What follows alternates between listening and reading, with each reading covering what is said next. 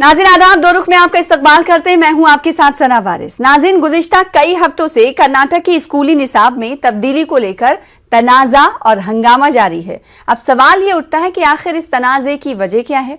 दरअसल कर्नाटक हुकूमत ने 10वीं जमात के कन्नड़ा अदब की दरसी किताब में तब्दीली करते हुए RSS के बानी हेडगवार की तकरीर को सिलेबस में शामिल किया है। तो वहीं भगत सिंह पर मजमून को हटाने वाली बात पर सरकार ने अपना रुख साफ कर दिया है। बहरहाल अब तलबा नए तालीमी साल से इस मजमून को पढ़ेंगे जिसका नाम है आदर्श व्यक्ति कौन, जिसके बाद से ही हंगामा जारी है। यहां तक कि अब इस फैसले के खिलाफ रियासती सतह पर कई समाजी तंजीमें और तलबा तंजीमें एहतजाजी मुजाहरा करने का ऐलान कर चुकी हैं, जिसमें कांग्रेस की तलबा तंजीम NSUI भी शामिल है। तो आज इसी मौजू पर जानेंगे दो खास मेहमानों से उनका रुख। प्रोग्राम दो रुख में सबसे पहले दो खास मेहमानों का तारुफ करा दें। आसिफ सेठ साहब स्टेट सेक्रेटरी हैं भारतीय जनता पार्टी माइनॉरिटी मोर्चा के, और साथ ही साथ एक और खास मेहमान हमारे दरमियान मौजूद हैं BS रफीउल्लाह साहब, लीडर हैं कांग्रेस के। आपका इस्तकबाल करते हैं आप दोनों का खास प्रोग्राम में शामिल होने के लिए। सबसे पहले आसिफ सेठ साहब, मैं आपके पास आना चाहूंगी। हंगामा जो मचा हुआ है, तनाज़ा जो चल रहा है, वो दरअसल RSS की बानी हेडगवार को सिलेबस में शामिल करने को लेकर है। ये तनाज़ा पूरा, इसके पीछे की वजूहात क्या है?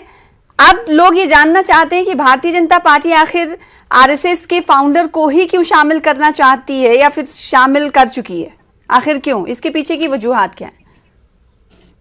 RSS के बानी हॉररकार को अगर नहीं करेंगे तो किसको करेंगे? जितनी बड़ी जमात सारे हिंदुस्तान में RSS की है, RSS अच्छे लोगों को ट्रेन करके हिंदुस्तान को चलाने के लिए दिए, तो क्या गलत क्या है? जो एहतजाज और ये अपोज हो रहा है अपोजिशन पार्टियों की तरफ से, और कुछ समाजी तंजीमें हैं, एक सेकंड, कुछ समाजी तंजीमें हैं, उनकी तरफ से ये कहा जा रहा है कि ये वो लोग जो स्वतंत्रता संग्राम सेनानी में भी शामिल, उनका नाम नहीं है, उनको शामिल किया जा रहा है सिलेबस में। तो ये दरअसल भगवाकरण और सेफ्रनाइजेशन की एक कोशिश है भारतीय जनता पार्टी की तरफ से, और कुछ नहीं। नहीं, गलत बात है। हिंदुस्तान को कांग्रेस ने 70 साल किताबें दी और किताबें में उन्होंने जो लिखा है उसी को हमने पढ़ा है। आज भारतीय जनता पार्टी एक नेक इंसान को, एक अच्छे काम करने वाले को अगर पढ़ाती है तो क्या गलत? कांग्रेस का दिखावा हम पढ़ना जरूरी नहीं समझते। जो हो गया हो गया, अभी जो भी है सच चलेगा। और RSS का जो भी लोग, हम लोग RSS में काम करते हैं, RSS के फॉलोअर है, आज तक RSS ने कोई गलत काम नहीं किया। और इनके जो बानी है उनका अगर पढ़ाए तो क्या गलत है? इसमें कांग्रेस की नाराजगी क्या है? हमने कभी भी नेहरू के बारे में विरोध नहीं किया, महात्मा हमारे इंदिरा जी के ऊपर विरोध नहीं किया, सबका हमने पढ़ाया। आज हम RSS के बानी का भी पढ़ना चाहते हैं, क्या गलत क्या है? ठीक है, तो BS रफीउल्लाह साहब, इसमें गलत क्या है? भारतीय जनता पार्टी कह रही है अगर हेडगवार को शामिल किया जा रहा है सिलेबस में, या शामिल किया जा चुका है, तो इसमें गलत क्या है? अजीज दोस्त, इनको मैं पूछना चाहता हूँ, हरिद्वार साहब का क्या कंट्रीब्यूशन है? सबसे पहले एक बात अगर आप बता देंगे तो उसके बाद मैं दूसरी बात कहना चाहूंगा। क्योंकि हिंदुस्तान की आजादी के लिए कई सारे लोग, जिसमें ज्यादातर मुसलमानों का रोल बताया जाता है, दलितों का रोल बताया जाता है, अदर बैकवर्ड कम्युनिटी का रोल बताया जाता है, इसके साथ साथ RSS वालों का क्या रोल है, अगर ये इस पे पहले बात हो गई तो दूसरी बात बाद में बात करेंगे। इनका रोल क्या है और इन्होंने कितने लोग हिंदुस्तान की आजादी के लिए अपनी जान गंवाई है, एक फर्द का नाम बता दें तो तब हम बात करेंगे। हिंदुस्तान में अभी हालात ऐसे हैं, हिंदुस्तान डेवलपमेंट की तरफ बढ़ना है। एक सेकंड, BS रफीउल्लाह साहब, आपने सवाल किया ना, जवाब ले लेते हैं। आसिफ सेठ साहब, देखिए मैं क्या बता रहा हूँ, वीर सावरकर का जो नाम हर हिंदुस्तान को मालूम है कि पानी मतलब काला पानी में उन्होंने सजा करी है, फ्रीडम फाइटर नहीं है। ये लोग क्या कहते हैं कि कहीं पूछने वाला नहीं, तो सिर्फ कांग्रेस के फ्रीडम फाइटर है, दूसरे कोई फ्रीडम फाइटर नहीं है क्या? वीर सावरकर भारतीय जनता पार्टी के फ्रीडम फाइटर है। आज सारा दुनिया नई टेक्नोलॉजी की तरफ उभर रहा है, साइंस की तरफ उभर रहा है, इसमें हम आगे बढ़ना चाहिए, ये छोड़कर सिर्फ भगवाकरण की तरफ नहीं। आप वाकिफ हैं कि हिंदुस्तान में कहां कहां पर क्या क्या हो रहा है? क्या कोई अभी ये वक्त है कि हिंदुस्तान की किताबों में तब्दीली करके मैं हिंदुस्तान के बारे में बताना चाहता हूं। मैं क्या आपको ये बताना सही चाहता वक्त हूं- है क्या? आसिफ सेठ साहब, कांग्रेस आपसे सवाल कर रही है कि जहां दुनिया आगे बढ़ रही है, कहां टेक्नोलॉजी पर कमर डालने की भी बात हो रही है और आसमान पर लोग पहुंच रहे हैं, इधर आप सफरनाइजेशन की शुरुआत कर चुके हैं, ये कांग्रेस पार्टी अब इल्जाम आप पर लगा रही है। और नहीं, इसके पीछे की वजह मैं जानना चाहती हूँ। आपने कहा कि दो टूक लफ्जों में आपने इसका जवाब दिया कि हेडग्वार को नहीं पढ़ाएंगे तो किसको पढ़ाएंगे, इसमें गलत क्या है? मैं ये जानना चाहती हूँ कि अच्छा क्या है वो बताइए आप लोगों को ना। देखिए, आरएसएस के जो भी काम है आजकल, आज प्रधानमंत्री आरएसएस का है, अच्छा नहीं तो और क्या है। सारे हिंदुस्तान में अमन है, सबका साथ, सबका विकास, सबका विश्वास से लोग आगे बढ़ रहे हैं। यूपी में हाईएस्ट मुसलमान, बीजेपी वाले सुनिए सारी मीडिया बता रही है, सारी दुनिया देख रही है, मेरे कांग्रेस के भाई सुनना नहीं चाहते। का प्रॉब्लम यही है ना, सबसे ये पहले सभी का लोग अमन सुनना है नहीं क्या? चाहते, इसीलिए गो लोग सुन रहे हत्या हैं, इसलिए ये सभी कांग्रेस का हर अमन जगह है खत्म क्या? हो रही है। सर, मैं मासूम आपको लोगों रफीउल्लाह साहब, एक सेकंड को सुन लीजिए ना, अमन की बात अगर वो कह रहे हैं सुन लीजिए ना। उनकी इज्जत के ऊपर हाथ डाल रहे, ये एक अमन है? सेकंड, लाउड स्पीकर उतार के अमन नीचे है डालना हर क्या इसका? स्टेट में, ये अमन है? अमन से सुकून से मुसलमान भाई हैं। जब से मोदी सरकार आई है कोई प्रॉब्लम नहीं है, सब लोग खुशी से है। इनको क्या है, कांग्रेस लोगों को हर जगह डूब रही है, इनकी नैया डूब गई है, तो ये लोग सफरन बोल के मार्केटिंग कर रहे हैं। डूबने की और ऊपर उठने की नहीं है, हिंदुस्तान के अमन की बात हो रही है। मैं अमन की बात कर रहा हूं, खुश है। मैं ये नहीं कह रहा हूं कर्नाटक कि में बीजेपी सरकार है, यूपी में बीजेपी सरकार है, देश के मैक्सिमम स्टेट में बीजेपी सरकार है, अमन है इसकी ना। बात हो रही है। जो कि मैं आपको बताना चाहता हूं कि लोहित चक्रतीर्था जो इलिटरेट कहा जाता है, इनको मेंटली डिजास्टर है, ऐसे लोगों को एक रिव्यू कमेटी टेक्स्ट बुक का प्रेसिडेंट बनाना क्या मुनासिब है? क्या आपने कहीं सुना है हिंदुस्तान की इतिहास में? क्या ऐसे लोगों को बनाना क्या सही है जो एक मतलब उसको खुद के पता नहीं है कि टेक्स्ट बुक कमेटी में क्या होता है? ऐसे लोगों को प्रेसिडेंट बनाता है कि वो हिंदुस्तान और कर्नाटक का ऐसा मतलब नारगीत राष्ट्रगीत के अवमान किया है, इसने इसकी तौहीन की है हमारे राष्ट्रध्वज की और नारगीते की। ऐसे इंसान को प्रेसिडेंट बनाना क्या मुनासिब है? क्या दूसरे लोग नहीं है कर्नाटक के अंदर? ज्यादा से ज्यादा बुक कमेटी में कौन है? 90 से ज्यादा फीसदी ब्राह्मण लोग इस बुक्स कमेटी में है। क्या ये सही है? पहले ऐसा था, बरगुर रामचंद्रप्पा जो बैकवर्ड में सीनियर स्कॉलर थे, उसको बनाया जाता है। आपको यहाँ पे बुक कमेटी के प्रेसिडेंट बनाया करते थे, लेकिन आज सालों ऐसा हो गया है, बता रहे लल्लू हैं। पंजू जो रास्ते में मिलते आए गए। तो क्या उस वक्त कांग्रेस ने एहतजाज किया था, इस मसले को उठाया था? बीएस रफीउल्लाह साहब, आप कमेटी के अरकान पर भी सवाल खड़े कर रहे हैं और आपका ये कहना है कि इन अरकान की तरफ से ही ऐसे फैसले लिए जा रहे हैं। और नाम आपने गिनवाया, अभी रोहित का जिक्र आपने किया, तो क्या जब इस नाम को शामिल किया गया था इस कमेटी में, उस वक्त आपने अपोज किया था रफीउल्लाह साहब? गाड़ी ट्रेन निकलने के बाद ही आवाज करते हैं, ट्रेन से पहले आवाज नहीं करते। ये देखिए, आप कह रहे हैं कि जब तक गाड़ी आ नहीं जाती तब तक आवाज उठाते नहीं आप। हाँ, अच्छा, गाड़ी चलाने वाला बैठने के बाद ही उठाएगा। ट्रेन निकलने के बाद आवाज उठाते हैं। इन्होंने जब तक इन्होंने नाम प्रपोज नहीं किया तब तक किसे पता चलेगा? जब पता चलेगा तभी आवाज उठेगी ना। आप थक गए हैं, कांग्रेस अब हो गई खत्म।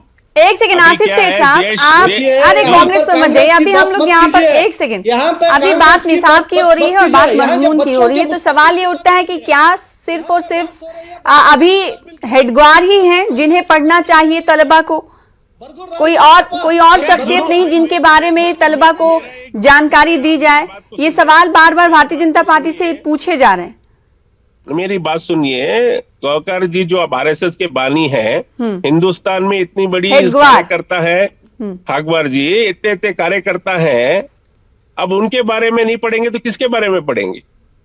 गलत क्या है? मैं बोलना ये चाहता हूँ, गलत क्या है? कई सारे लोग हैं, उनके बारे में क्यों नहीं बता रहे आप साहब? हमने तो पूरे लोगों के बारे में बताया, जो यहाँ पर मुसलमान और हिंदू की बात कांग्रेस ने नहीं किया वो हम कर रहे हैं। मुस्तकबिल की बात हो रही है। तो बच्चे अगर हेडग्वार के बारे में पढ़ेंगे तो क्या बच्चों के मुस्तकबिल पे क्या बुरा असर पड़ेगा? बीएस रफीउल्लाह साहब, क्यों खरीदना है? रफीउल्लाह साहब, मुस्तकबिल, बच्चे मुल्क के मुस्तकबिल होते हैं। आपने कहा कि हेडग्वार को पढ़ाया जा रहा है, तो क्या मुल्क के मुस्तकबिल पर कुछ असर पड़ेगा? आपको ऐसा लगता है क्या? असर पड़ेगा। इनका कंट्रीब्यूशन क्या है? क्या है कंट्रीब्यूशन? कोई एक आरएसएस के बारे में बताइए जो कंट्रीब्यूशन हिंदुस्तान के लिए इन्होंने अपना जान दी है। मैं यहाँ पर कांग्रेस या दूसरों की बात नहीं कर रहा हूँ, मैं बच्चों की मुस्तकबिल की बात कर रहा हूँ। आज हम लोग रशिया से टेक्नोलॉजी ले रहे हैं, अमेरिका से टेक्नोलॉजी ले रहे हैं। आज हमारे प्रधानमंत्री कल गए हैं, वो जापान से टेक्नोलॉजी। क्यों लेना है हम दूसरों से टेक्नोलॉजी? क्यों हम अपने बच्चों को टेक्नोलॉजी के बारे में नहीं पढ़ा रहे? आने वाले मुस्तकबिल बच्चों का क्यों नहीं बुक से पढ़ा रहे हैं? क्या हमें जरूरी है कि खान अब्दुल गफ्फार खान हो या चाहे बसुराजू, चाहे हरिद्वार हो, चाहे सावरकर हो, इनके बारे में क्या जरूरत है आज पढ़ाने की? इनको पता ही नहीं ना हिस्ट्री है, बच्चों को हिस्ट्री नहीं पढ़ाएंगे तो क्या पढ़ाएंगे? आप हम हिंदुस्तान में सबसे पहले इतिहास पढ़ा जाता है। आज सिर्फ टच स्क्रीन बनाकर दुनिया चल रही है अपने उंगलियों पे। आज हम अभी भी वही स्मार्टफोन पकड़ के उंगलियों में घुमा रहे हैं। क्या यही है हमारा मुस्तकबिल? देखिए टेक्स्ट बुक के साथ साथ ये मुस्तकबिल पर भी सवाल खड़े कर रहे हैं। जाहिर सी बात है आसिफ सेठ साहब, आप लोगों को बताना होगा कि क्या कंट्रीब्यूशन है। आप तो बता नहीं पा रहे, दो टूक लफ्जों में बार बार ये कह रहे हैं कि उनके बारे में नहीं पढ़ाएंगे, हेडगवार को नहीं पढ़ेंगे, बच्चे तो किसको पढ़ेंगे? वो बहुत अच्छे इंसान थे, उनके बारे में नहीं पढ़ेंगे तो क्या कुछ तो कंट्रीब्यूशन होगा? सर कंट्रीब्यूशन नहीं होगा तो उनका नाम क्यों लिखेंगे? तो आप बताइए ना, आप बताइए ना लोगों को। आपको इस डिबेट पे मधु किया गया है ताकि आप लोगों को बता सकें कि ये कंट्रीब्यूशन था। आरएसएस का कंट्रीब्यूशन नहीं था और किसका कंट्रीब्यूशन था? ये आजादी में वीर सावरकर का मैंने नाम ले लिया, इन्होंने एक बोला मैंने ले लिया। हाँ। आज हिंदुस्तान का प्रधानमंत्री आरएसएस के तरफ से आया है। ये लोगों को सबसे अब अपने जो मोदी अपने जो योगी साहब है, कांग्रेस ने 70 साल लेकिन भारतीय जनता पार्टी कभी तो एक्सेप्ट नहीं करती कि मतलब आरएसएस का सपोर्ट है भारतीय जनता पार्टी को। ये तो आप ऐसी बात कर रहे हैं। ऐसे नहीं ऐसे नहीं है। आरएसएस का सपोर्ट नहीं, दोहरी चाल है। कभी एक्सेप्ट ही नहीं करते। जब पूछा जाता है कि नागपुर से आया है लिस्ट तो बोलते हैं नहीं, वो तो समाजी तंजीम है। नागपुर से नहीं आता मैडम जी, मैं कह रहा हूँ हिंदुस्तान के आइन के बारे में कभी छेड़छाड़ की है? कभी क्या राजीव गांधी के बारे में कोई सिलेबस ऐड किया है? क्या कभी इंदिरा गांधी के बारे में कोई सिलेबस ऐड किया है? नहीं। आप कोई भी बुक्स उठा के देखिए, कहीं भी हमारे तो आखिर भारतीय जनता पार्टी ऐसा क्यों कर रही है? रफीउल्लाह साहब, आने वाली नस्ल के मुस्तकबिल के लिए इन्होंने अच्छे स्कॉलर्स को हायर करके बुक कमेटीज में डाला है। हाँ। ऐसा नहीं है कि लोहित चक्रवर्ती के ऐसे लोगों को कभी नहीं डाला है। आप रफीउल्लाह साहब, फिर आखिर आपने टाइमिंग को लेकर सवाल उठाया था और साथ ही आप ये कह रहे हैं कि सिर्फ हेडगवार ही क्यों? तो आपको क्या लगता है, कांग्रेस को क्या लगता है इसके पीछे की वजह? पीछे की वजह हिंदुत्व, बच्चों को भड़काना, हिंदू मुसलमान के बारे में बैकवर्ड को। अभी आपने कर्नाटक के अंदर जितने भी कमेटीज इन्होंने बुक कमेटीज बनाए हैं, आसिफ सेठ साहब एक सेकंड मैं पहुंचूंगी आपके पास, पहुंचती हूं तो आप सवाल के जवाब नहीं देते। एक सेकंड। 90% से ज्यादातर ब्राह्मण लोगों को रखा है। कहीं भी दलित हो, बैकवर्ड कम्युनिटी हो, माइनॉरिटीज हो, किसी को नहीं रखा। कमेटीज की लिस्ट मेरे पास मौजूद है, देखिए ये कमेटी की लिस्ट है। इसमें आप बताइए क्या हिंदुस्तान सिर्फ ब्राह्मणों पे चल रहा है? कहीं आप हिंदुस्तान हर उस इंसान का है जो हिंदुस्तान की आजादी के लिए अपनी जान गंवाई है। हिंदू हो, मुसलमान हो, ब्राह्मण हो, आसिफ सेठ साहब, दलित हो। रफीउल्लाह साहब एक सेकंड। आसिफ सेठ साहब, रफीउल्लाह साहब को सीधे तौर पर ये कहना है कि कोशिश है कि तलबा को आप भड़का सकें, ये भारतीय जनता पार्टी की एक कोशिश है। नहीं ये देखिए थक गए हैं। मैं जो इंसान जिसके काबिल है उसी को। रफीउल्लाह साहब एक सेकंड, रफीउल्लाह साहब एक सेकंड, अभी आसिफ सेठ साहब का वक्त है, मैं लौटूंगी आपके पास। जिसको जो लायक है, जो कैपेबल है, उसको वो ओहदा दिया जाता है। भारतीय जनता पार्टी कभी भी कास्टिज्म नहीं करती। जैसे मुझे बीजेपी में काम करते हुए 20 साल हो गए और मुझे बीजेपी ने हजरत टीपू सुल्तान शहीद रहमतुल्लाह अलैह का वाइस चेयरमैन बनाया। तो मैं आपको क्लियर कट कहना चाहता हूं कि मोदी जी का एक सिंगल विजन है कि सबका साथ, सबका विश्वास और सबके साथ चलने का प्रोग्राम है। ये क्या होता है, ब्राह्मण, लिंगायत, ये मोदी जी का एजेंडा ऐसा नहीं है। समीला साहब, आप अपने देखिए क्या होता है, आप दूर से देखते हैं बीजेपी को, तब अच्छा, आपके दृष्टिकोण अलग होता है। हम लोग अंदर है, आज तक हमारे को मुसलमान हिंदू बोल के ट्रीट नहीं किया, बीजेपी का कार्यकर्ता बोल के ट्रीट तो किया गया है। ये हिजाब का मसला हमें क्या था बहुत समीउल्लाह खुश साहब? नसीब है कि भारतीय जनता पार्टी के कार्यकर्ता है। अच्छा, तो हिजाब का मसला क्या? कांग्रेस कोई भी आइडेंटिफिकेशन हिंदुस्तान नहीं है, के स्टूडेंट इज स्टूडेंट है। कॉन्स्टिट्यूशन पे भरोसा करते हैं। कॉन्स्टिट्यूशन सर, हिंदुस्तान का सारा बाहर नहीं सिस्टम आया, कॉन्स्टिट्यूशन कोई में चलता है। आप पार्टी बात करें उसको क्यों एक बता रहे हैं? लफ्ज तक नहीं बोली, ये सभी जानते हैं। लेकिन कॉन्स्टिट्यूशन जो हाईकोर्ट में वर्डिक्ट आने से पहले जो तनाज़े कर्नाटक के अंदर फैलाए, किसने फैलाए? जी, किसने भगवा करण के स्कार्फ डाल के स्टूडेंट्स को? देखिए, एक बात मैं बताना चाहता हूँ, छोटे देश छोटे का बच्चे, जो मासूम कानून बच्चे, है 15 वो साल, सबको मानना पड़ेगा। 17 साल जो ये पीयूसी में है, इन बच्चों को किसने शॉल दिला? इसमें क्लियरली वीडियोस वायरल हुए हैं कि किन कार्यकर्ताओं ने मैं आपको एक बात बताना चाहता हूँ, यूनिफॉर्म जो है वो सबके लिए लागू दुनिया है। के अंदर फैले। कितनी इसमें बेइज्जती हुई, क्या आप देखिए, जानते हैं मैं हिंदुस्तान आपको क्लियर की कट बोल कितनी दिया हूँ। बेइज्जती है सारे दुनिया के अंदर? क्या ये जरूरी है? सर, ये ऐसे कोई बच्ची आप अपनी इज्जत को छुपाना, क्या उसका गलत है? उसका व्हाट्सएप हुकूक यूनिवर्सिटी नहीं है? से पढ़ के आए हैं, It is इसलिए आप individual जो भी right in व्हाट्सएप the में आपको आता है Constitution. वो आप बता रहे हैं। देखिए समीउल्लाह साहब, आप व्हाट्सएप यूनिवर्सिटी रफीउल्लाह साहब, एक सेकंड, बोल रहे, समीउल्लाह नहीं, रफीउल्लाह नाम है। रफीउल्लाह रफीउल्लाह साहब, साहब, मैं ये जानना चाहती हूँ कि सिर्फ हेडग्वार को शामिल करने पर ही कांग्रेस को ऐतराज है, या फिर दिगर कई और जो नाम हैं जो हटाए गए हैं उस पर भी आपको ऐतराज है? कोई पार्टी का नाम नहीं लिया मैं यहाँ पर, इंडिविजुअल एज ए कन्नडिगा, हाँ, एज ए इंडियन फर्स्ट। मेरा बेटा भी, मेरे भी बच्चे स्कूलों में पढ़ रहे हैं, क्या ये जरूरी है? तो क्या आपको लगता है कि जिसे अच्छा मान रही है भारतीय जनता पार्टी सरकार, वो सिलेबस में पढ़े जाने के लायक नहीं है? नहीं है, जरूरी नहीं है, लायक नहीं, जरूरी नहीं है। हाँ, लायक है या नहीं है वो बात की रफीउल्लाह बात साहब है। बोलने से यहाँ हिंदुस्तान पर नहीं चलता है ना, कॉन्स्टिट्यूशन के हिसाब से चलता है। आज के वक्त इन दिनों में तो अभी क्यों ये जरूरी लग रहा है भारतीय जनता पार्टी को फिर इन्हें सिलेबस में शामिल करना? यस, क्यों लग रहा है जरूरी फिर? उनको जरूरी लग रहा है। हाँ, तो वही मैं पूछ रही हूँ ना, आप कह रहे हैं जरूरी नहीं है, यस, तो क्यों उन्हें जरूरी लग रहा है ना? आप अपोजिशन में हैं, वो सरकार में है, सरकार शामिल कर रही है, आप अपोज कर रहे हैं। देखिए तो मैडम, अभी कर्नाटक के इलेक्शन 8-9 महीने हैं जी, डेवलपमेंट जीरो, अच्छा, समझ गए ना? डेवलपमेंट जीरो है ये कहना है बीएस रफीउल्लाह साहब का, और इनका मानना है कि इंतखाबात करीब आते आते असल मुद्दों से ध्यान भटकाने की सिर्फ और सिर्फ ये कोशिश है जो एक मौजू के तौर पर इस्तेमाल कर रही भारतीय जनता पार्टी। आसिफ सेठ साहब, इसमें क्या होता है, ये कहते हैं डेवलपमेंट जीरो है, जाकर देखिए क्या डेवलपमेंट और इन्वेस्टमेंट कितना आ रहा है। लुल्लू जैसे दुबई वाले आके बेंगलोर में इन्वेस्ट कर रहे हैं।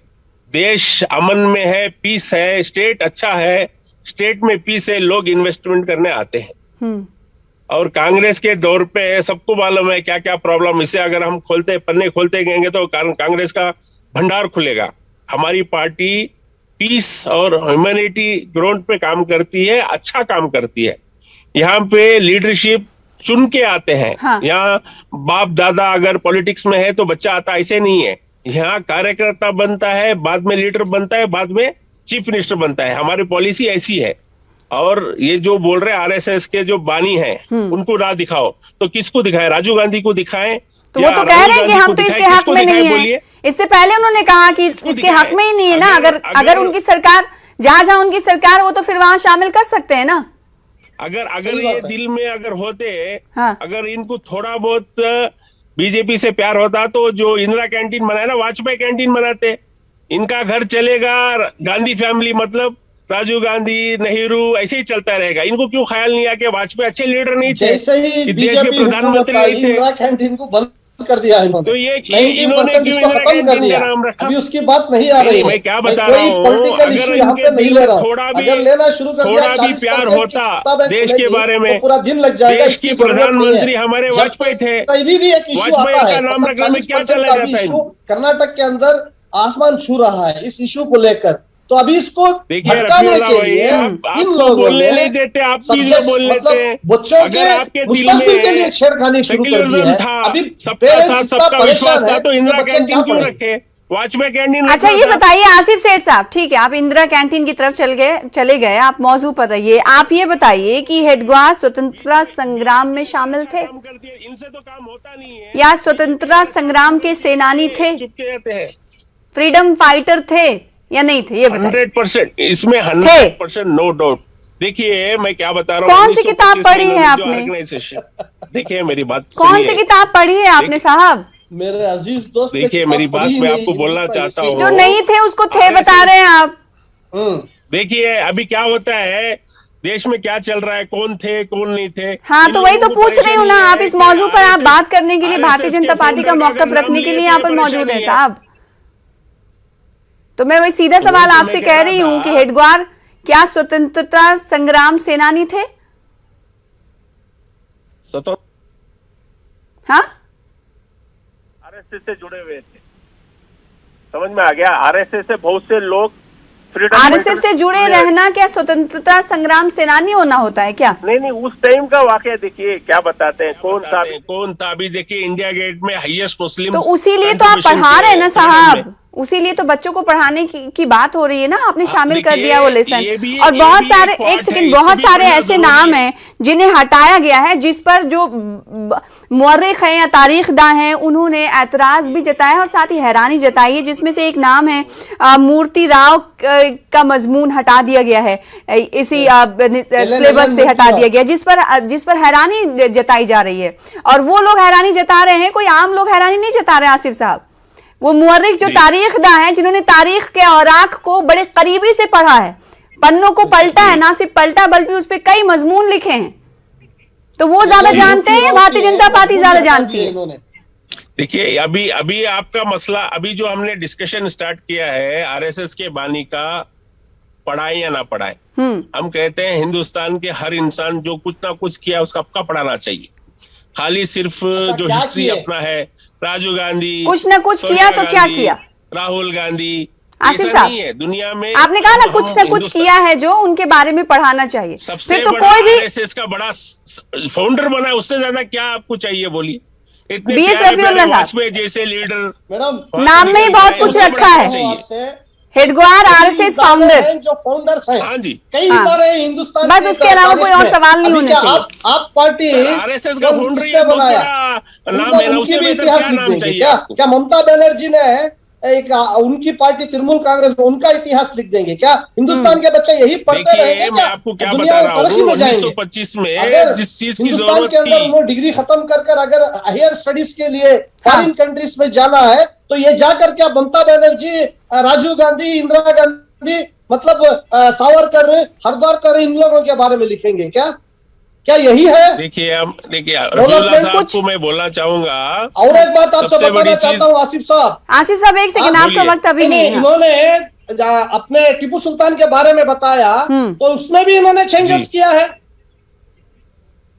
उसमें भी कन्वर्जन के लिए क्या मतांतर के ये लिए एक बात और सामने आई है आसिफ सेठ साहब कि अगर इस तरह के मजमून पढ़ाए जाएंगे तो बच्चों में जो है वो डिफरेंस देखा जाएगा, विभाजन होगा, बंटवारा होगा, ये भी बात कही जा रही है। विभाजन नहीं होगा मैडम जी, मैं आपको एक क्लियर बात बताऊंगा, जो सच है उसी को लिखाया जाएगा। तो क्या आपने पढ़ा? इससे आपने मजमून पढ़ लिया जिसका ये शीर्षक है आदर्श व्यक्ति कौन? आपने तो पढ़ लिया होगा ना, भारतीय जनता पार्टी के लीडरों ने तो पढ़ा ही होगा जी। पढ़ा है? क्या है, एक दो लाइन बताएंगे जरा उसके बारे में, क्या है? नहीं, उसके बारे में मैं पढ़ा नहीं हूँ। फिर आप कैसे कह सकते हैं कि जो उसमें बातें कही गई हैं और जो लोग ये शक व शुबहात का इजहार कर रहे हैं, आम लोग नहीं बल्कि दानिश्वरों की तरफ से ये शक व शुबहात का इजहार किया जा रहा है कि बच्चों में डिफरेंस पैदा होगा, विभाजन, बंटवारे की बात भी मैं क्या बता रहा हूँ कही जा रही है। ये हिंदुस्तान के लोग कोई नहीं क्वेश्चन कर रहे हैं, कांग्रेस के लोग क्वेश्चन कर रहे हैं। ठीक है, तो भारतीय जनता पार्टी का सीधे तौर पर ये कहना है कि हिंदुस्तानियों का सवाल नहीं बल्कि हेडगेवार को पढ़ने के खिलाफ सिर्फ और सिर्फ कांग्रेस आवाज उठा रही है। बहुत शुक्रिया आप दोनों खास मेहमानों का, वक्त कम है वरना कई और सवाल किए जाते। फिलहाल इसी के साथ मुझे दीजिए इजाजत, देखते रहिए न्यूज़ 18 उर्दू। आदाब।